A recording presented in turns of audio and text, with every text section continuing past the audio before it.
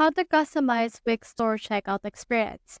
So I have in here this product, and when I try to actually add this to my cart, I have this cart right here. You can customize it, the number, like from there. Then from there, click on this view cart. And we have now this cart that we have already created.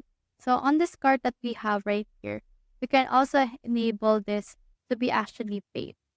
So here you can click on this checkout. And when you try to check out it, as you can see, we can't accept online orders. So if you want to change that, head over here to your settings.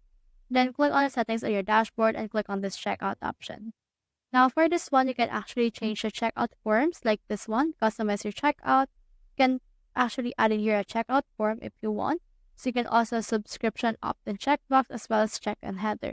So in here, we also have some policies like terms and condition as well as return policies, and you can add your policies from in here as well. They also have in here this contact us option, which is clickable link that will pop up once they've done.